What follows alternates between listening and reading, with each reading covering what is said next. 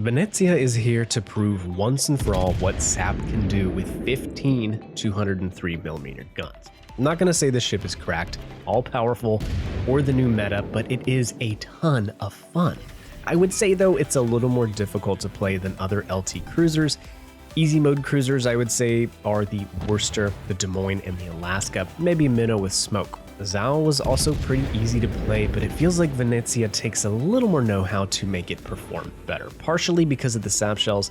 Sure, it's going to be helpful to know where to shoot enemy ships since you're not relying on just spamming HE and fires, but master these Italian cruisers and they are so rewarding to play.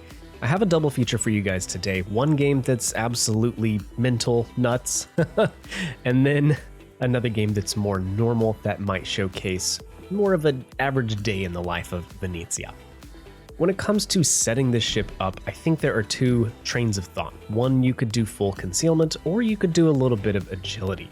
I played the first several matches with concealment, and it was great to have a 10-kilometer sea detection range, but the rudder shift is very slow on this big cruiser, 13.6 seconds, so I did settle on rudder shift in slot 3. It makes the boat feel light and agile, and we still kept an 11-kilometer concealment rating. Not bad. The armor I wanted to showcase, it's not as bad as you might think. It's not Napoli good, of course, that thing is a floating anvil. The bow is overmatchable, but at least you have an icebreaker and this little stern section that wraps around. It makes the ship a decent brawler. Battleships and other commanders who know where to overmatch your bow and stern are going to have a harder time because of these little plates. You also have a 30mm upper belt and deck that's going to be good for mid-range and protect you from 406mm guns. And also there's a spaced armor section like her French counterpart, the Henry. The internal armor belt is 165mm, and it's all just to say that the ship is actually pretty tanky, and if you angle properly, it can be hard to take down. As for my commander, I went with Membelli for one big reason. The base trait is going to be a bigger buff to the DPM than anything you get from Sansonetti. He will buff your SAP shells with subtle manipulations by 8%, however, it pales in comparison to Membelli's 5% off the reload. That's just going to give you more damage output. And then with Membelli, you also get Ingenious and Full Speed Ahead, some of my favorite cruiser skills. In Spos, I used Makawa for a little more stealth and lightful. He buffs the reload and also will drop spot faster after firing the main guns. Once I found this sweet spot with Venezia, the ship has been performing really well, and this match is a doozy, 200k, 4k base, and it's my favorite kind of game. That is a legendary tier match that actually lasts longer than 5 minutes. Sometimes it is so hard to get a replay worth showing you guys that legendary tier with the constant steamrolls, so I guess I'm kind of curious. Do PC players have this same kind of issue? Here lately, I've noticed quite a few more PC players in the comment section, so yeah, let us know down below if steamrolls and short matches are as normal over there as they are here. It's something that we complain about a lot on console, and I guess we always chalk it up to our player base over here being mostly casual people sitting on their couch, rushing in for a quick dopamine rush to see their shooty boat fire its big guns on the screen, where PC players are sitting at their desk, ready to game with fewer distractions than one might find in the living room. Anyways, the first part of this match, it is pretty passive, but I would say never pass up an opportunity to use an island if you can. And, you know, I want to show it for a couple reasons. I'm not a very patient person. I want my dopamine fix too, especially when I'm trying to film content for you guys. I want to get in the action and do fun stuff. But sometimes I need to remind myself, chill out, let the match unfold a little bit before committing. And plus, even with the most agile or stealthy ship in the game, islands are great, and it's a great way to farm. And that's what we're going to do here at the beginning. The opening salvo, 5100. It doesn't look that spectacular, I suppose. And also, we keep looking over here because I'm wondering if the Colbert is going to move in more aggressively. We want to be ready to shoot any DD in the Venezia. The SAP is so good against destroyers, and I'm gonna hopefully showcase it for you guys today. But yeah, opening salvo against Ohio was pretty meh. We only got 3 pins for 5100 damage. I think most of the shells hit his belt and shattered, so there wasn't a lot of damage there. SAP shells, it's really going to be about shooting the correct targets and shooting them in the correct spot. So hopefully I can kind of clear some of that up today. Let's move up a little more aggressively, and we can do this because we have an exhaust smoke generator. We have their attention, slam on the brakes, turn, turn, turn, turn quickly. Conch has HE, that's good. Perfect. So we took minimal damage, we got their attention, and then now hopefully we can farm a little bit. Now, a little oversight. These guys are going to go dark immediately. Our gearing on B was doing most of the spotting, and he just smoked up. He took a little too aggressive of an approach, I would say, getting, more on their side of B cap without any supports. Like, his battleships aren't supporting him. One of them sailing over behind me, and the other one's headed for C, which happens a lot on this map. So yeah, I have to be careful with the smoke because it can be really a waste if you're just sitting in smoke and not having any spotting. But there was a better salvo. That was a big chunky hit on Ohio. And yeah, again, the SAP, when you hit in the correct spots, it's gonna do great damage. Right now on Ohio, we are aiming for the upper belt. Ohio has 38 millimeters of plating on the upper belt, the casemate area, and we can overmatch that with these 203s. The value that you need to remember with Venezia is 54 millimeters. If you're shooting any plating that is less than 54 millimeters, you're gonna get pin damage and you're gonna be okay. And if you're shooting anything like a Grosser Kurfürst or a Schlieffen or a Colombo, those ships, their upper belts have more armor than that, so you're going to shatter. Also, shooting belts of ships, it's just something you're going to have to avoid. Like Worcester over there, for example, has a 127 millimeter armor belt. Basically, I need to hit that ship anywhere else, and we're gonna pin and do full damage. SAP shells, without getting too in-depth, because this can get really monotonous. Basically, they're like the love child of a high explosive shell and an armor-piercing shell. You get the awesome alpha of AP. These, right now, 5,200 damage if they get max damage. And you get a shell that explodes on contact, like high explosive. It doesn't matter how far you're shooting, the angle that you're hitting at. Well, I'll have to explain that a little better. SAP shells have really good pin angles. They do auto bounce from 0 to 10 degrees, but what I'm saying is, unlike armor-piercing shells, the range, the shell velocity, things like that don't matter. They're going to explode on contact and deal damage, just like high explosive. I have a video in the description that you can check out if you're looking for a little more in-depth talk about SAP. Also, the World of Warships official channel, they have a video from 4 years ago or so that is, of course, perfect, well edited, well explained. All right, thrower and drive. We need to avoid these Ohio shells. Now, Ohio is using a secondary build, so his accuracy really isn't that great. But we're chalking up some pretty decent damage, 62k just from farming right now. And yeah, we're just farming, we can't be too aggressive. I think spotting right now, Kleber is coming over this way towards A, and that is what's going on. But we're gonna have to turn back in and get into the fight. We're already down 2 ships. So yeah, we're gonna just have to be a little bit aggressive. Again, those battleships to watch out for. Grosser Kurfürst, Schlieffen, and Colombo, those are legendary tier battleships that have a little more armor. You're gonna struggle more with them. If you come across them, you should try to hit their bow, their stern, or their superstructure. But let's see what kind of damage we can chalk up against a lightly armored Worcester. Should be pretty decent. 17-16 there per salvo, and with the agility here, we're kind of able to dodge his slow-moving shells. Also, we have to be careful of Kleber's torpedoes as we get a little bit closer, but I would love more than anything in the world to spot the DD because SAP is just so good against destroyers.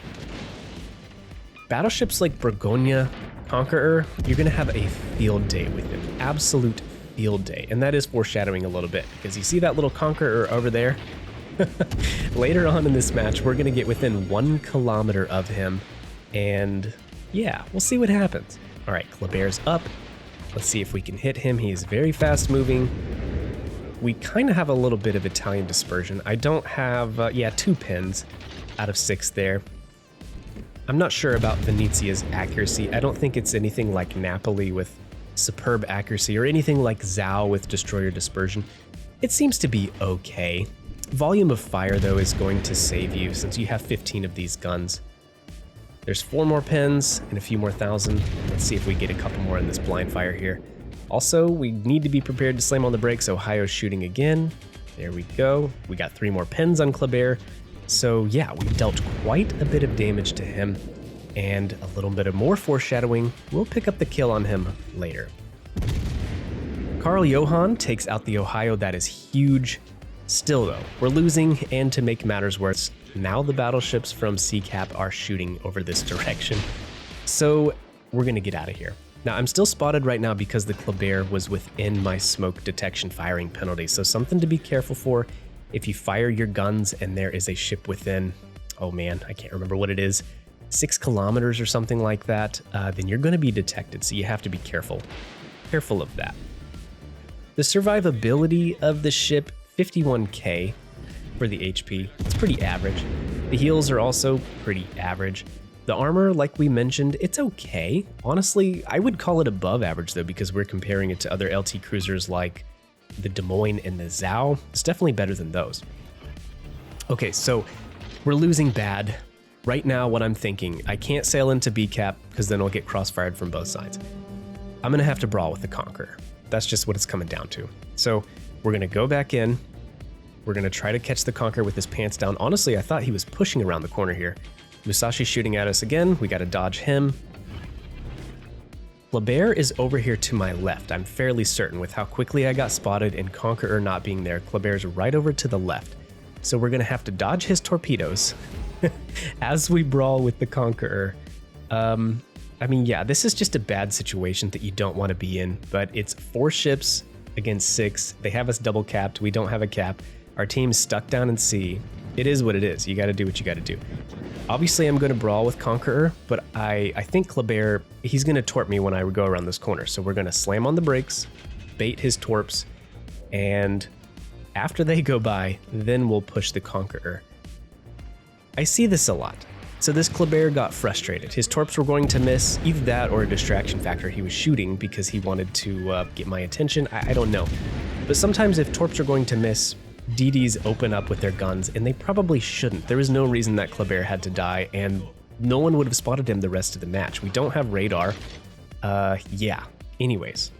Also, it's a Kleber. He probably should have had AP loaded because AP on those French destroyers is absolutely nasty. All right, here we go. Here's a Conqueror. We have 120,000 damage. Let's kind of see what it goes up to. Now with SAP up close, SAP is brilliant up close. Also during this whole brawl, we're gonna be dodging battleship shells from seaside. So keep that in mind. But yeah, with these SAP shells, what I'm trying to do is hit parts of his ship that have full health. So I'm shooting the bow right now, and it's actually turned black, which means that it's saturated. So really, I probably should be focusing up on his upper belt or casemate now, instead of shooting his bow again. You can see that we got less damage for the shell hits. Turn in, dodge some battleship shells. He DC'd earlier, so these torps should be a permanent flood, and we just have to be careful that we're not getting too far up where he can hit us with all of his guns. So yeah, that's kind of what we're doing. We got the permanent flood there. Good damage with the guns. He already fired? Nope, now he already fired. So we can slam it and drive and try to get the juicy part of his ship up here that's not saturated, that's not black, and shoot there. We got it. Smoke up, go dark, and live to fight another day. And now, Mr. Musashi, you're in big, big trouble. Now that I'm not distracted and I can focus on you, yeah, I'm gonna get my revenge. There's nothing like getting cross-mapped from the other spawn, but, you know, shiny new ship, I would shoot it too. In fact, I did when I wasn't a CC and I saw these things. Yeah, man, I'm guilty of that. I would absolutely focus the new ship or the Wallet Warriors that, you know, paid for the campaign outright on the first day, back when I was free to play and this game first came out. Oh yeah, I would definitely shoot those guys. So I get it. I don't think I'm special or anything. Yeah, it's just what you do in World of Warships. Anyways, 197,000 damage. So how much did we get off that Conqueror? About 77,000 damage. Not too shabby. Okay, we're gonna load up some AP and hopefully clear the Zhao off the board. The AP, it's nothing special, I suppose. I didn't feel like it was as good as Zhao AP, but maybe it's just because of that ship's insane accuracy. It just shoots laser beams. Still yet though, Yeah, we're going to clean that guy off of the board for the Confederate. 3 citadels. And now let's slam on the brakes and farm out the Heathen. We're definitely in Kraken territory if we play our cards right. I would love to have some more spotting, and now's the time where I'm hoping my teammates will push forward. They have the points advantage, they have the cap advantage, so we just need to kill them, and I'm kind of feeling a little frantic here. Like, come on guys, we have to kill them. I don't want to lose this match. But it turns out we're not going to have that much difficulty killing them. We caught the Heathen flat-footed, 9 pins, we're up to 233, and yeah, these lightly armored ships like that, like IJN battleships, French and Brit battleships, you're just gonna clean their clock. Now here was the mistake. I got too impatient. I tried to sneak that one over the island even though he dropped spot, and it cost me the Kraken. Still yet though, I can't complain about the results of that battle. Absolutely ludicrous. There was only 1 destroyer. Normally you get high XP matches like this one, 4291, when you nuke a bunch of destroyers, right? You have a Shimakaze that sails right into you, or a Gearing that does something stupid, and then you just farm them for XP. But with 1 DD, that's a pretty good result, so I'm happy with that. But now we'll show you a match that's a little more normal, and again, I'm going to set it up about the same way. What would really help with Venezia is you're really good at killing destroyers, but in order to do that, you have to have spotting from your team. You have to have a destroyer out in front of you spotting, you have to have somebody radaring the enemy DDs, or so on and so forth. Otherwise, you can be pretty useless. If that Kleber didn't fire his guns, I had no chance of killing him. So anyways, I'm going to complain a little bit about our Kitakaze here with me because I wished he was just a little more aggressive with the spotting and with his smoke usage this game, but still yet, we'll go see what we can do. Now we're immediately spotted, that tells me that the enemy DD is in front of us, and I probably should smoke here, but I'm being kind of stubborn because I'm the only ship spotting currently. I'm trying to get somebody in range to take a pot shot at them, but eventually targeted by 4, I'm just going to smoke up and try to conserve my HP. Took a decent chunk there. There's a DM, I think a Carl Johan, and then a Hayate over here. Venezia is really all about damage. Like mentioning, we don't have the utility of radar or the utility of sonar. It's going to be about how much damage you can deal in the games. And in part of that, and I always say this with Italian cruisers, it's also about dealing your damage a specific way. The ship is a really good ambush ship. It's very fast, it's very stealthy, so you can pull off these crazy ambush attacks, pound someone with SAP, and then disappear. Okay, so our Kitakaze smoked up here. Otherwise, it's very possible with a good RNG roll that we could have dev-struck a ship like Hayate. Like, it is not, it's not that far outside the realm of possibilities. Some of the CCs have already talked about, they've had some dev strikes in Venezia, full health Shimakazes and the like. In Amalfi and Brindisi, I've definitely had some full health DD dev strikes just because the SAP is so good against DDs.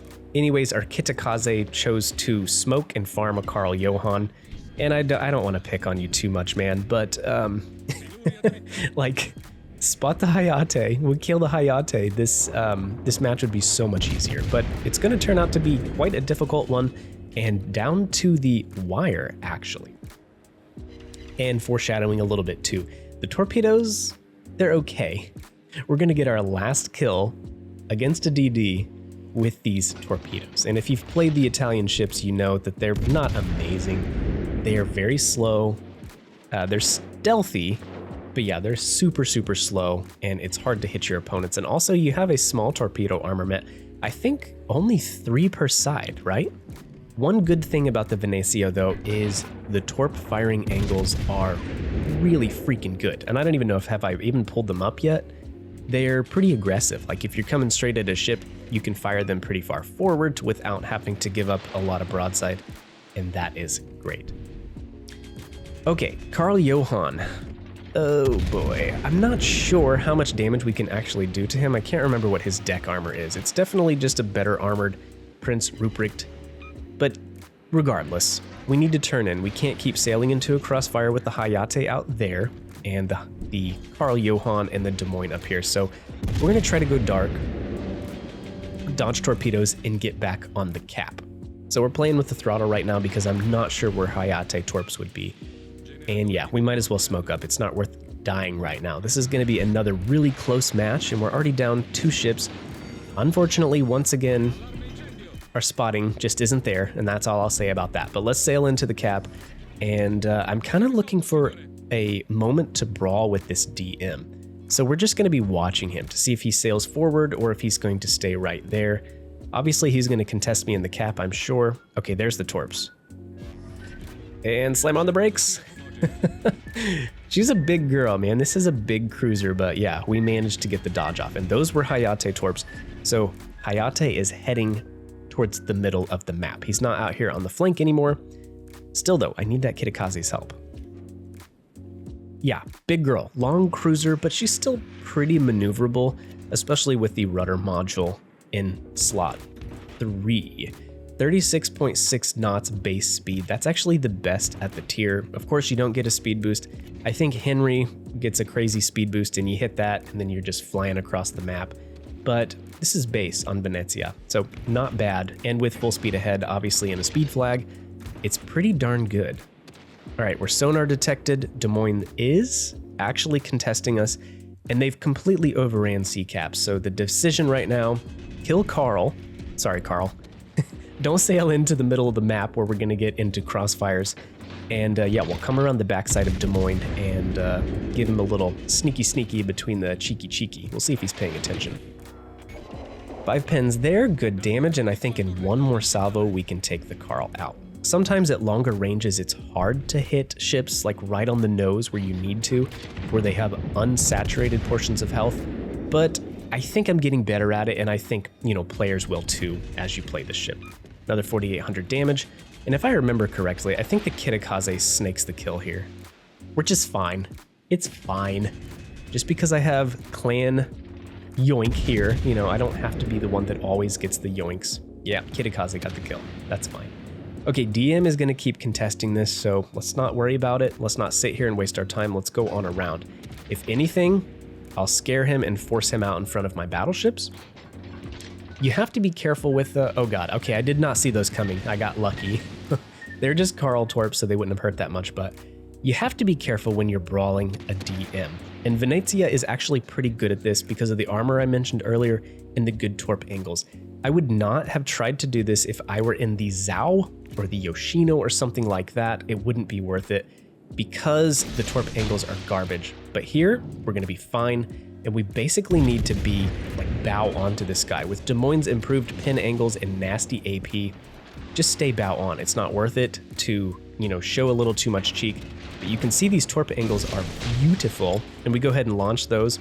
But because they're so slow, I think we shoot him and get the kill, right? Yeah. They're very slow.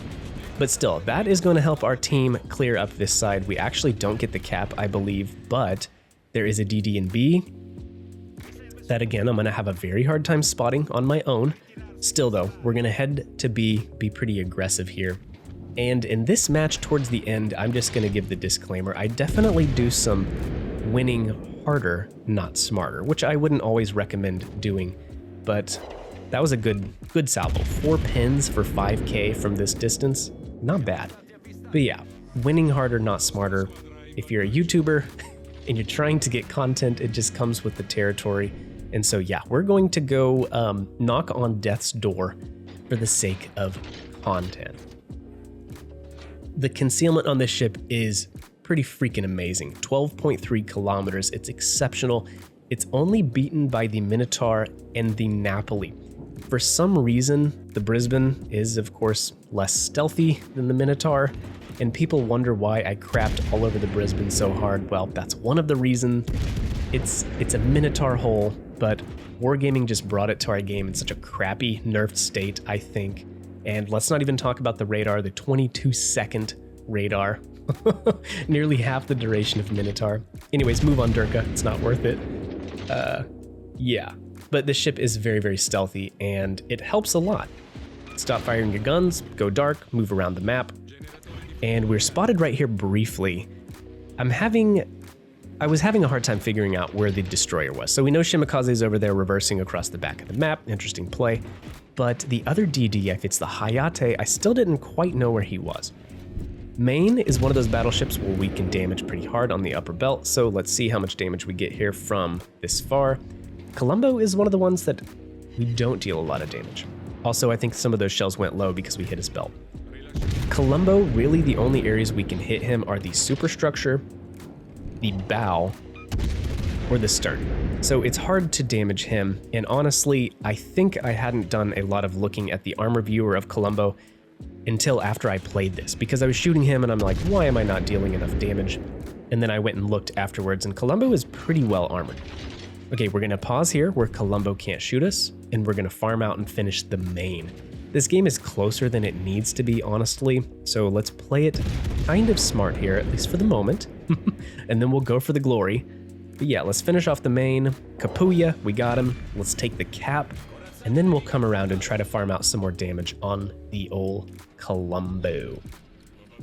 Some of these ships, like the Montana and the GK, they both got these amazing buffs, and it's gonna help them a lot against SAP shells. And it all comes down to that saturation we were talking about earlier with the Conqueror. Sure, they got their HP values buffed, but the big thing that they got, they had their HP moved out of the extremities and put, I guess, into the citadel to where you can't really farm it out. And that hurts SAP so much.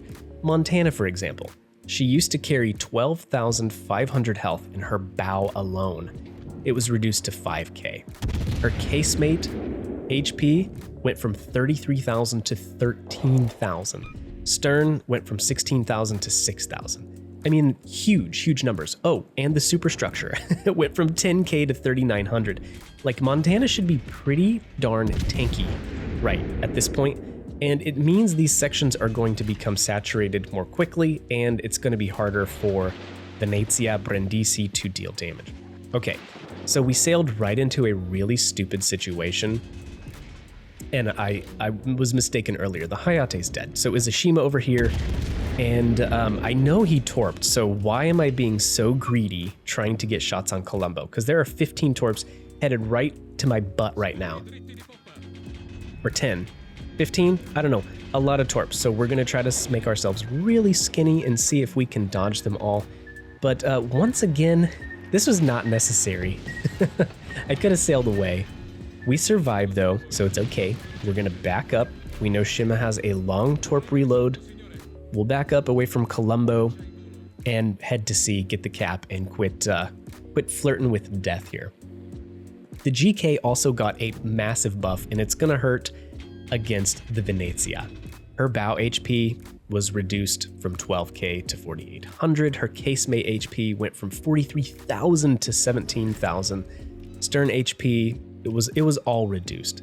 So it's something to watch out for on these ships. And I know some people think, well, why would I use the SAP? One, it's going to make my reload longer, and it does. You have to equip the SAP module on the ship, and it does increase the reload. But I would argue, if you're going to play the Venezia as an HE cruiser, why in the world would you not just play the Zhao or the Henry? Or I guess Des Moines, you get a radar HE spammer if you want. I think this ship is all about the SAP and learning how to use it, damage farming, and nuking destroyers. So yeah, that would be my argument, but I do know people complain a lot about SAP reloads. Really, I think it's worth it though. I don't know if I even talked about it yet, and here we are 29 minutes into the video, but Venezia, if you put her SAP DPM up against the HE DPMs of all of the other cruisers, it would be on par with the Des Moines. Basically, it's the same as a Des Moines spamming HE. Also, we're just throwing torpedoes out here. I don't know where this guy is. And part of me thinks that there's the Shima on the right as well, so I'm really freaked out at this point. I'm trying to, stay alive. I don't want to get nuked by a Shima and get put on Facebook or something. So we threw some torps out there, and we're just going to play it safe. Now I think I'm finally figuring out that he is actually over there on the left, so we are going to look over there and try to find him. The other Shima is actually over on A cap. I didn't realize that, so it's just me versus this guy.